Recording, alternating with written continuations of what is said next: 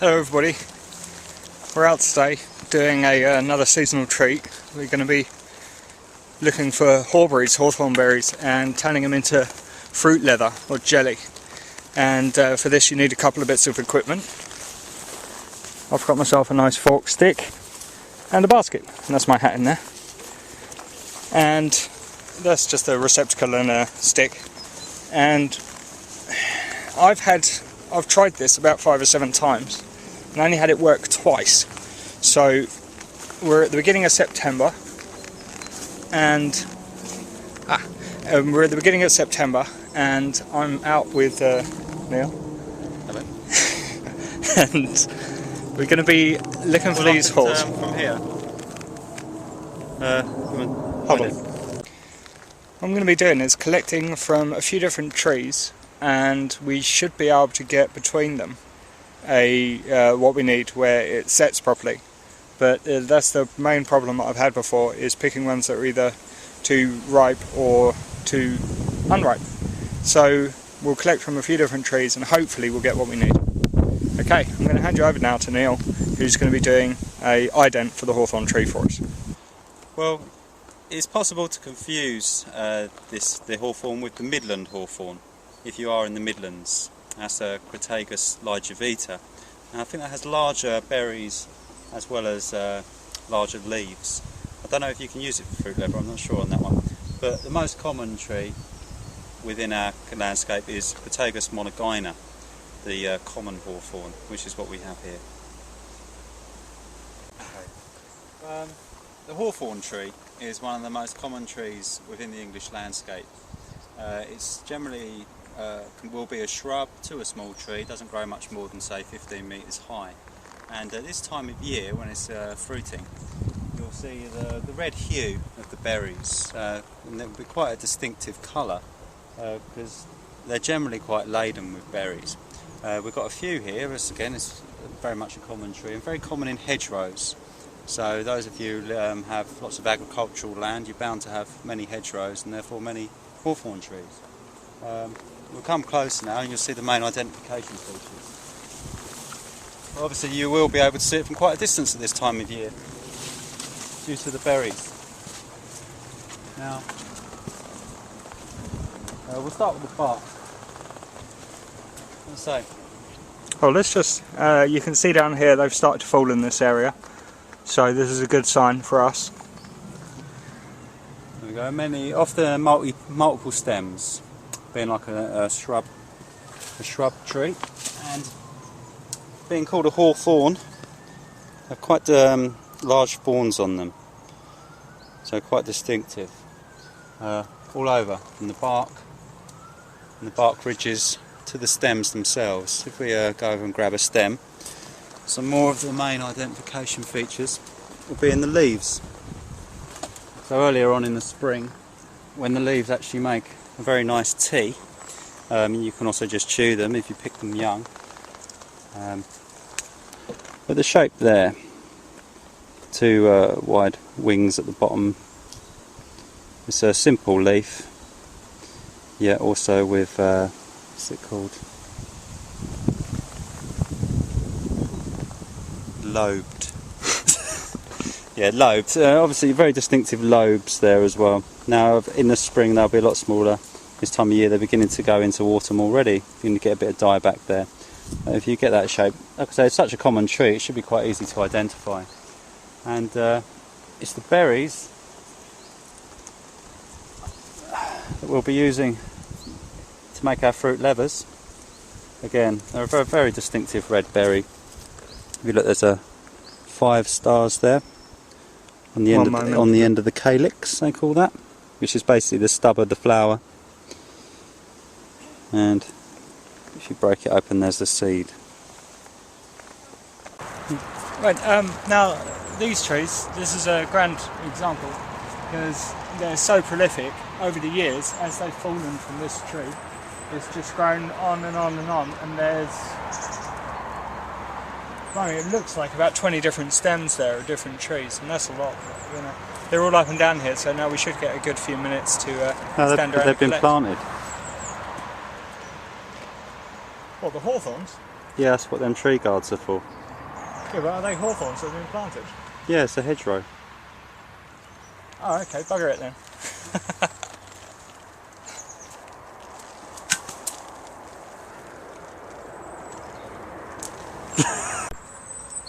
Okay, because we've had a bit of a disaster where we keep on coming across trees that aren't freely giving up the berries, and because I don't know, as much research as I've done over the years, I don't actually know the best berries to be picking.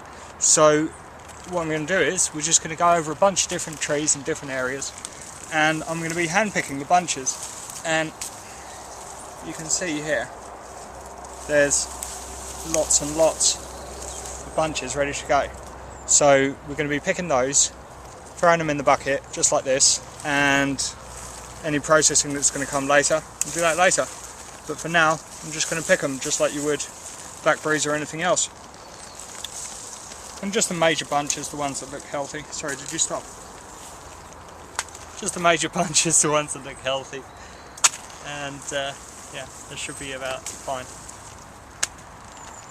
This branch here, now obviously there's thorns on this, but because of the direction, it's just like most other thorn plants. Because of the direction, all it takes is a firm grip, and yeah, you can strip a bundle easy as pie. What are you going to do about all the leaves? We'll just separate those before we go home, or most of them anyway. But because the leaves are edible, you don't actually have to worry too much.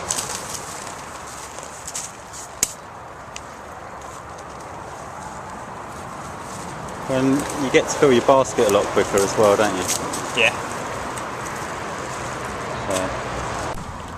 Okay, here's our harvest. Now what we're going to do is we're going to sit down for 15 minutes and have some water. It will take longer than that. Well, we don't have to be too thorough, but we're just going to sit down 15 minutes, have some water, and pick through these and slowly get rid of the greenery. So we'll show you again that when it's done. Okay, there's the berries. You can see there's still some green leaves in there, but that doesn't matter because the leaves are quite edible. Sifted through, taken out all the ones that I think are... oh, I just spotted a little bug in there. Sifted through, taken out all the ones that I think are inedible, like that one. And yeah, I think this is going to be an interesting harvest because not quite sure how this is going to work out, but still, at least we've got something, and we'll go from there. And if this works out, we'll be able to come back in a week's time and get some more. Go. Magwalk, ragwalk, yarrow. Magwalk, ragwalk, yarrow. Magwalk, ragwalk, yarrow. Okay. Here's the good looking berries, don't they look lovely? I've washed them and sieved them and basically made sure they're pretty much clean and ready to go. And they're going to be going from here into the main bowl, and we're going to get rid of the scum that we don't want and put it into this bowl. And Neil's going to do the filming while I do the squishy stuff, get my hands dirty, and yeah, I'll show you how it works. Okay, we're also going to need a glass of water just in case this goes wrong. But because I've collected from different trees and we're not sure whether this is going to work or not, we're just going to have to play it by ear. So I'm going to do some squeezing now and see if it works out. I'll just take a handful and squeeze. Right, that's actually quite dry, I can tell already. It's very dry.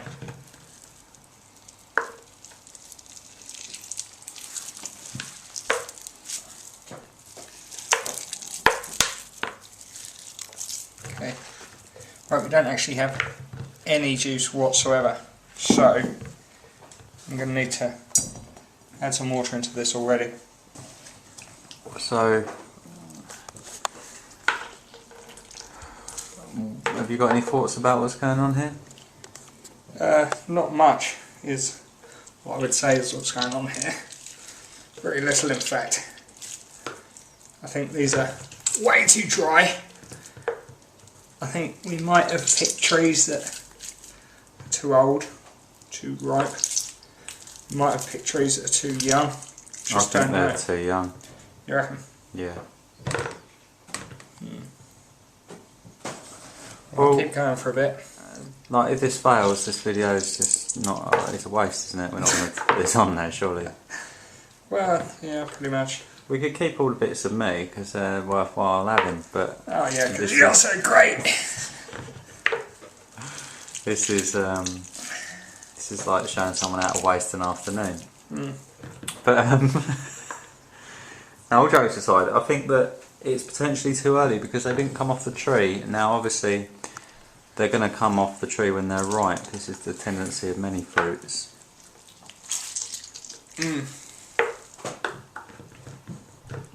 No, this isn't working at all.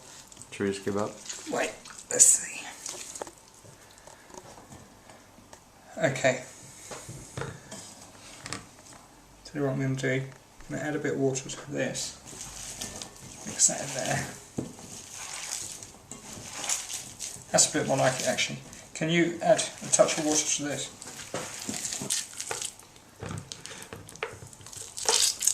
Yeah, that is a bit more like it actually. Yeah, I can feel it setting in my fingers already. You need to get the seeds out. No, don't worry too much about that because the seeds you can take out when they're cut. There you go, that's much more like it actually.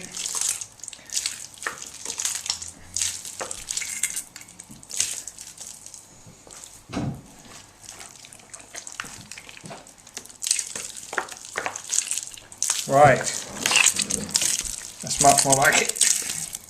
You reckon? Yeah, definitely. Definitely. There's hardly any in there.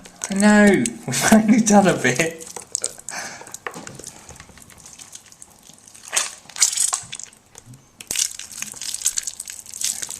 Right, we're going to need a lot more water.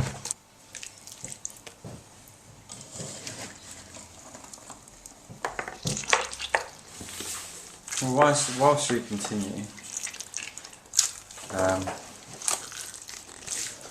have to film some of me. Now, basically, we're following the Ray Mears Wild Food series in the attempt to make this Hawthorn leather. Not a lot of information. I actually have a small complaint about the book Wild Food that accompanies the series because there is the only section on Hawthorns is this section here, which gives a photographic description of the experiment he carried out, and yet there's no other information. I'm sure it's just an error somewhere by the editors, but it has to be revised for the next edition, in my opinion. In the TV programme there's not much information either. Certainly nothing about when it's appropriate to gather. Well, it just seems that this is one of the few, considering how prolific the berries are, you'd think this would be one of the principal crops, wouldn't you? Yeah, and how easy it is to do generally, because it's not a lot of work. So we're slightly confused as to the lack of information. Well, at the moment it seems I'm just really breaking these open and I'm going to have to re-water and reapproach this. Well, how long is this going to take us? We can't just film all this, this is boring.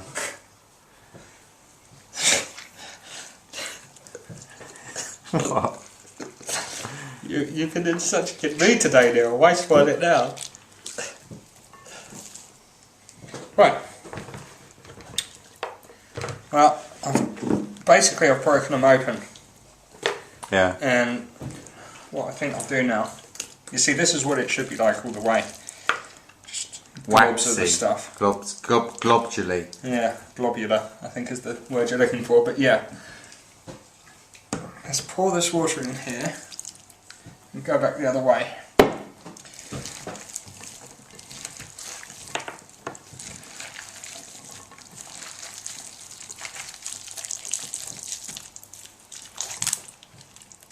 See, that's much more like it. We're going to need water again. Shall we get some more water? Oh.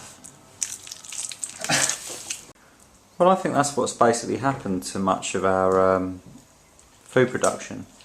Is it seems to have become limited to the most marketable and easy, most agriculturally beneficial food crops, which has given us a very jaundiced view of the foods that are available to much of the population. I'd say one of the main reasons to do such a thing as this, which is obviously quite messy and takes a great deal of work. A great deal of work. Well, It's almost nothing. Okay, but it does take work, doesn't it? Some, yeah. But there's quite a lot of work. There is. Oh, come on, man, we're about to pick them. You might as well. You've got to be honest with it. Yeah. Picking's not hard, is it?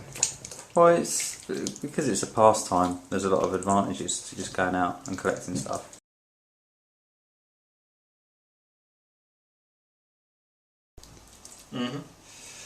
Okay, we seem to be on the way. Look. Yeah, we've got some.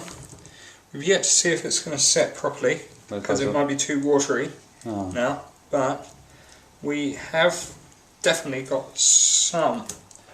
So I'll just sieve through this now, but really don't have to worry too much because we can always separate the seeds, etc., which you shouldn't eat when it's Why shouldn't sliced. you eat the seeds?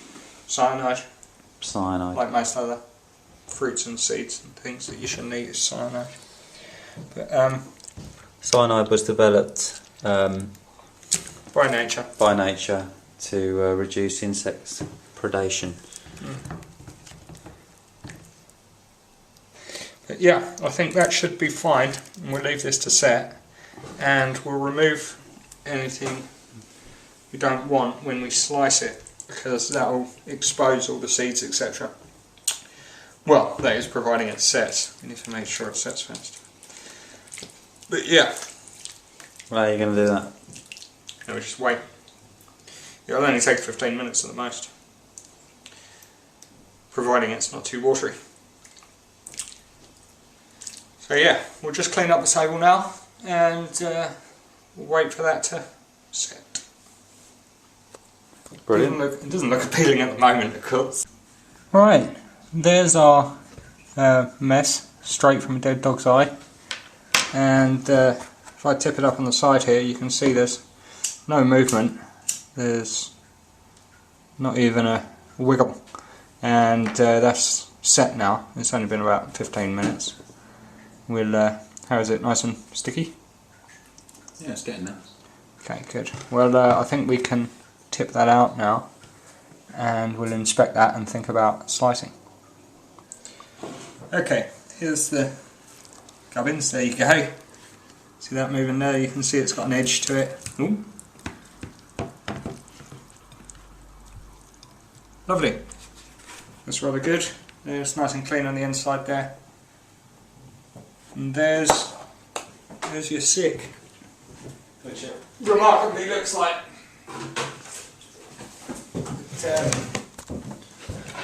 Okay.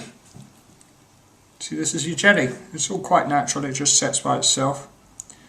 And I think we'll slice that up now. Now? Why don't you wait? Wait for what? What, is it not going to set anymore? No. Still, it's quite watery. It's just surface water on the outside because whatever hasn't set has been pushed to the outer extremities. Why don't you just put it in the sun? It's very thick. It's very thick. If you put it in the sun now, it'll take a long time to dry. So we're gonna. I think the best idea is to cut through it, slice it, and pick out all the seeds and things that you don't want, and then we can think about drying. Good. Yep. Okay, we've got some of these little chunks I can just press, and some of these little bits like this. just press them, make them thin. But these larger ones I'm actually going to slice, and actually I'm going to just press that a little and slice like that, just to make sure it's got no seeds and things in. There you go, it's cutting very well. There you go, and you see that's a bit of clean fruit jelly right there, this section here, and there's a leaf there. Well, that's fine, the leaf is edible. And this is basically as it is, and that's edible now, but we're going to dry it and make it into fruit leather, so it's very, very tasty. So I'll just do some thin slices. There's a seed there, there's another one there. Take those out, put them in the cup. Are you slicing to remove the seeds then? Yeah, and to make it easier to dry, because if it's in thick chunks it's not going to dry. Well, it will, but just not in a hurry. And of course traditionally they would have sun dried, so the thinner the better. And in the autumn, of course, which it is, the sunny days are just that, they're just days, and the next day may very well be rainy. But I'll get these, as you can see there, just trim them up, press them, and keep doing that.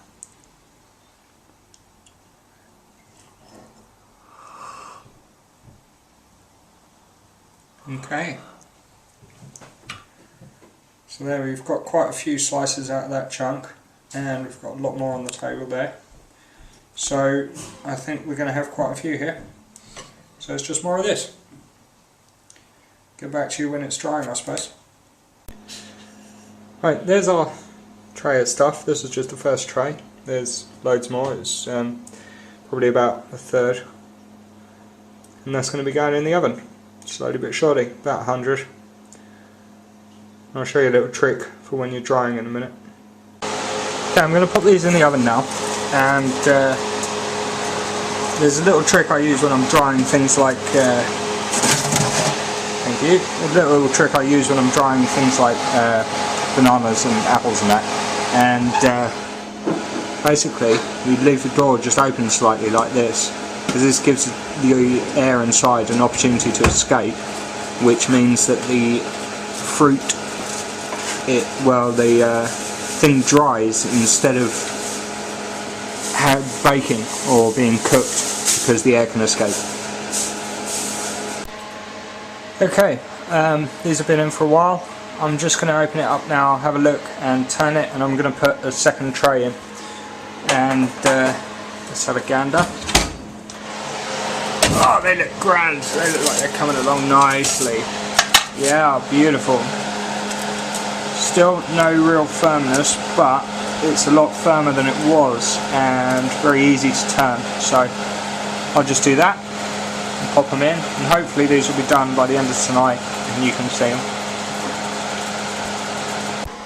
Don't forget to wedge it open, because that lets the moisture escape. Means it doesn't bake or cook. Okay, let's have a look at this quickly. What we have here, these largest bits are still flexible, still slightly moist to the touch, like that. The thinnest bits are coming along nicely, but still slightly flexible. There's still a couple of seeds. That's a bit of, that white bit is a bit of seed there. That'll have to come out eventually. The thickest bits still moist to touch, obviously. But there's actually a couple of bits which are done, like this. There's probably a tiny bit of moisture inside, but it breaks, basically. It's like beef jerky or something like that. If you don't know beef jerky, I'll make a video of that when it's jerky season. Yeah, it's coming along nicely, and I just tried a little sample, a tiny bit like that. That's completely done. Just tried a little sample like that, and it's got the delayed flavour that you want, where the flavour just creeps in. And if I was to take these out, because they're still hot, they're still moist, these tiniest bits, but you take them out, they'll crisp up nicely. Beautiful, absolutely beautiful. Right, I think that's about it for the video. I don't need to show any more. I think that's about it. This will keep for as long as we want it to. This will keep for as long as we want it to. And yeah, this is Hawthorn leather. We didn't get as much as we would have liked today, but we'll do it on another day and look for trees that are freely giving up their berries, I think. And that should be the answer. That should be the answer. Don't listen to Neil, he's talking rubbish. Okay, yeah, I'm happy with that. Hopefully you are too. Thanks for watching. Hawthorn jelly.